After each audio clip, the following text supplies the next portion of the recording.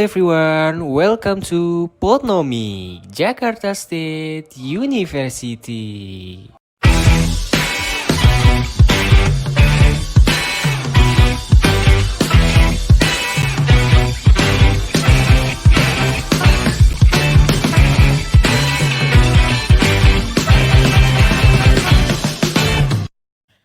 Hello listener, this is Ponomic. In this session, I am Sofa will invite all of you to discuss about writing skill.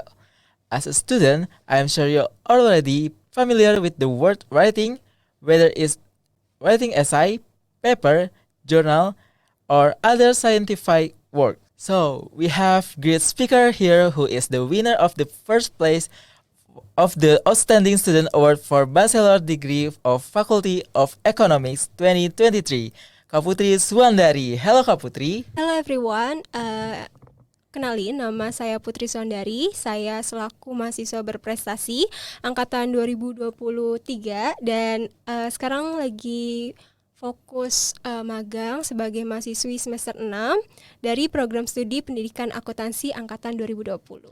Okay. Hello everyone, let me introduce myself. I am Sofa Sidki Fiarila from the 2021 class of the Economic Education Study Program, and I will be your host for today. Brief discussion on Potomic episode with the topic how to ace your writing skill. Okay, since we already had a brief introduction earlier, perhaps Kak Putri Suandari would like to say a few words before we dive into the main topic of our podcast today. Oke, gimana nih Kak Putri perasaannya setelah terpilih menjadi mahasiswa berprestasi Fakultas Ekonomi tahun 2023? Oke, kalau ditanya gimana rasanya sih lebih kayak keseneng sekaligus bersyukur sih. Karena kenapa? Lewat Mapres itu pastinya dapat ilmu, yaitu udah pasti banget. Selain itu kita dapat teman baru, keluarga baru, dan yang mungkin dirasa juga adalah tanggung jawab sih, karena kan amanah ini juga bukan suatu hal yang biasa aja, tapi suatu bisa dibilang privilege yang bisa kalau bisa tuh bisa nebar kebermanfaatan buat teman-teman. Jadi bisa jadi tanggung jawab tersendiri sih.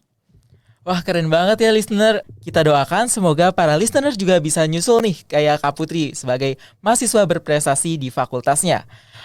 Oke, seperti yang kita ketahui juga nih listener, Kak Putri ini terpilih menjadi mahasiswa berprestasi salah satunya juga karena prestasinya di bidang kepenulisan.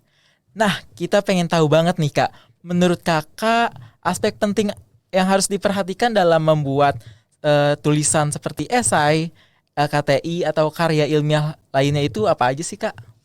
Nah, bicara soal menulis ya, sebenarnya menulis itu tuh menurut aku tuh identik dengan apa yang ada di pikiran kita, itu kita tuangkan dalam bentuk tulisan ya kan.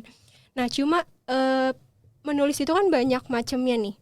Bisa kayak kita menulis sebuah cerita, novel, esai maupun misalkan KTI ya.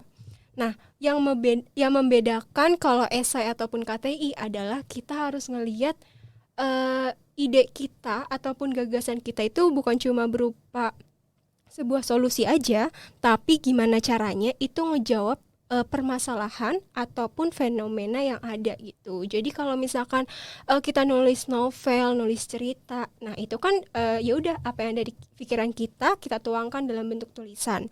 Tapi beda kalau sama KTI ataupun esai. Jadi kita ngelihat dulu nih, oh di lapangan tuh ada fakta ini, permasalahan ini, baru kita tuangkan ide kita, gagasan. Jadi jangan cuma semata-mata oh kita punya ide, kita punya gagasan, ya udah kita tulis. Nah itu beda. Kalau esai sama KTI itu harus bisa menjawab sebuah permasalahan kayak gitu. Oke, mungkin tadi dari Kak Putri ini menjelaskan dari perbedaan masing-masingnya ya Kak.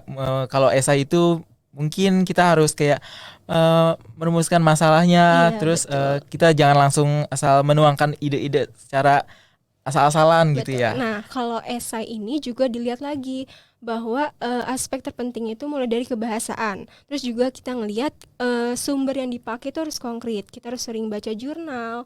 Nah jangan sampai sumber yang kita cari itu atau yang kita pakai itu justru nanti bisa plagiarism. Nah itu fatal sih kalau buat esai ataupun KTI gitu. Jadi itu penting banget.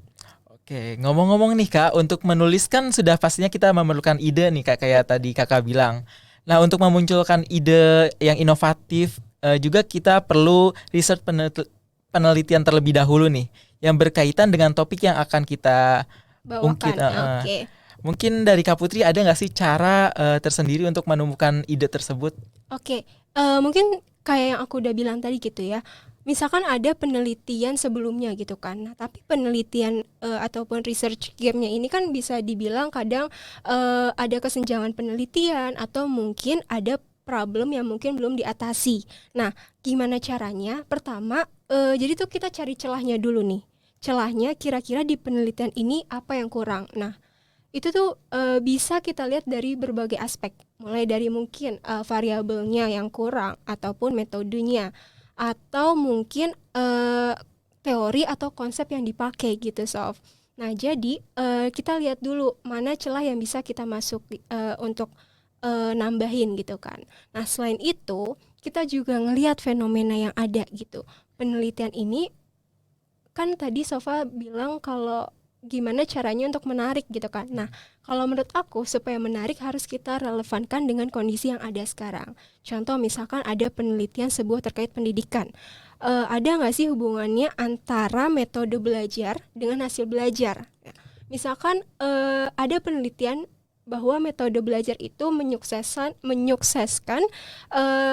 hasil belajar. Nah, misalkan bahwa penelitian yang mau kita lakukan sekarang kita pakai metode belajar yang misalkan berkaitan sama teknologi, yaitu sekarang udah 4.0 kan. Nah, jadi misalkan penelitian sebelumnya itu masih metode belajar yang umum. Nah, jadi yang penelitian kita yang sekarang bisa kita masukkan konsep-konsep baru mengenai metode belajar yang lebih modern gitu sih. Oke, wah ternyata banyak banget nih cara mendapatkan ide untuk menentukan topik dalam pembuatan karya tulis. Oh ya nih Kak, kalau boleh tahu, Kak Putri pernah nggak sih ngerasa bosen atau stres saat menulis? Oh, kalau bosen enggak sih, karena saya pribadi tuh lebih emang suka nulis. Cuma ngerasa pressure pernah. Kenapa? Karena tuh pernah sekali ngeliat sosial media gitu, teman-teman tuh pada nge-share prestasinya. Kayak ngelihat kok orang bisa banyak banget prestasinya gitu kan. Itu kayak ngerasa insecure banget. Terus sampai aduh gimana caranya supaya menangin lomba. Itu satunya kunci gitu kan, supaya bisa ngerasa sama kayak mereka. Tapi justru itu malah apa ya, bikin beban, bikin pressure. Jadi kayak yang tadinya nulis itu enjoy jadi nggak enjoy gitu. Makanya sering berjalan waktu ya udahlah, ikutin aja alurnya, selagi apa yang disuka ini masih bisa lakuin, tapi juga jangan terlalu yang harus dilakukan gitu. Jadi ikutin aja alurnya sih kalau aku sendiri. Oke Kak Putri, kemarin setelah terpilihnya menjadi Mawapres di tingkat fakultas, lanjutkan nih di tingkat univnya, dan itu ada sekolah Mawapres. Betul. Nah itu ngapain aja sih Kak? Nah, jadi buat teman-teman nih yang mau mapres mungkin ya. Jadi tahap mapres itu ada fakultas dulu, baru nanti kita ke tahap univ untuk dipersiapkan ke tahap nasional. Nah, setelah dari fakultas kan aku langsung ke universitas. Jadi tuh hampir 1 bulan kita sekolah, itu senang banget ketemu teman-teman yang lain dari fakultas lain. Dan kita tuh banyak banget kelasnya, mulai dari public speaking, terus belajar bahasa Inggris, terus kita discussion. Pokoknya ilmunya tuh bener-bener dapat banget. Terlebih kita kenal sama dosen-dosen di luar fakultas. Itu yang bikin kita seru banget karena apa ya? Dapat perspektif yang beda. Ternyata yang nggak kita tahu di fakultas itu bisa tahu loh di luar univ di situ. Jadi enaknya sih bisa dapat ilmu yang banyak sih. Oke, berarti bener banget nih dapat ilmu sama relasi ya Kak. Betul. Di universitas tersebut. Wah, gimana nih listener? Tips how to ask your writing skill dari Kak Putri Suwandari. Biarpun kita berbincang sedikit atau singkat, tapi banyak banget kan hal-hal dan ilmu yang bermanfaat lainnya yang bisa kita dapetin dari podcast kali ini. Oke, karena kita sudah sampai di end session and the last question juga, mungkin Kak Putri bisa nih memberikan closing statement untuk para listener agar termotivasi dalam pembuatan karya ilmiah. Oke, mungkin kalau motivasi adalah aku cuma pengen bilang kenalin diri kamu supaya kamu bisa tahu apa potensi kamu. Jadi kita sebenarnya nggak harus menulis ya, karena kan potensi setiap orang berbeda gitu. Kalau memang kamu ngerasa potensimu dalam diri itu menulis, nggak apa-apa, awali dengan hal-hal kecil. Kalau aku dulu menuangkan apa yang aku rasa ataupun ada yang di ide tuh langsung aja tulis, nggak apa-apa. Dari situ nanti bisa kamu kembangkan, bertemu sama orang-orang yang ahlinya ataupun teman-teman yang ahli supaya bisa ngembangin potensi yang kamu punya. Dan jangan pernah takut ataupun merasa aduh nanti gagal atau kayak gimana, jangan. Jadi intinya just do your best aja sih.